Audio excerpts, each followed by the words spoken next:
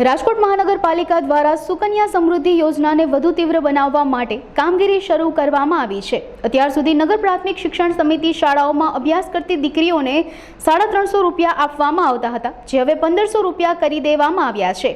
એટલે કે 1500 રૂપિયા રાજકોટ મહાનગરપાલિકા ભોગવશે અને બાકી રહેતા 1500 તેમના વાલીઓ ભોગવશે, જેથી પ્રતિવર્ષ એક દીકરી કે જે આ શાળાઓમાં અભ્યાસ કરી રહી હોય તેને 3000 રૂપિયા તેના ખાતામાં જમા થશે। રાજકોટ મહાનગરપાલિકા દ્વારા આવેલો આ નિર્ણય વિદ્યાર્થીનીઓ માટે અત્યંત લાભદાયી નીવડશે।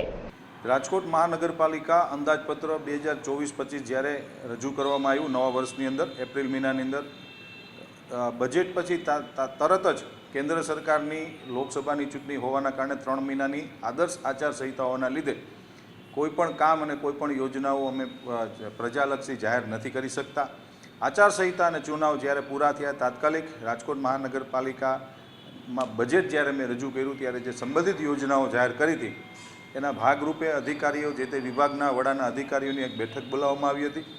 આ બેઠક બોલાવ્યાના અંતે આજે એક નિર્ણય થયો છે કે નગર પ્રાથમિક શિક્ષણ સમિતિમાં ભણતી દીકરીઓ પ્રધાનમંત્રી શ્રી નરેન્દ્રભાઈ મોદીની કેન્દ્રની ભારતીય જનતા પાર્ટીની સરકારે જે એક નિર્ણય લીધો છે કે દીકરીના ખાતાની અંદર 365 રૂપિયા પ્રતિ વર્ષ સરકાર રજૂ કરશે, એટલે કે મહાનગરપાલિકા જિલ્લા પંચાયત હોય તો જિલ્લા પંચાયત આપે, એની સામે 365 રૂપિયા એ દીકરીના પરિવારજનોએ એ ખાતામાં નાખવાના અને 700 રૂપિયા દર વર્ષે દીકરીના જમા થાય।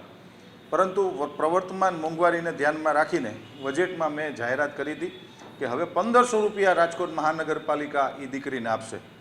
એટલે 1500 રૂપિયા આજથી એનું ઇમ્પ્લિમેન્ટેશન થઈ ગયું છે અને જે સુકન્યા સમૃદ્ધિ યોજનામાં દીકરીને અમે લોકો જે 365 આપતા હતા એની બદલે હવે 1500 આપશું અને દીકરીના મા બાપે સામે એટલા 1500 રૂપિયા જમા કરાવી અને 3000 રૂપિયા એ દીકરીના બીજા ધોરણમાં ભણતી હોય કે ત્રીજા ધોરણમાં નાની દીકરી હોય પણ એનું ખાતું એના ખાતાની અંદર 3000 રૂપિયા એના ખાતામાં જમા દર વર્ષે થશે।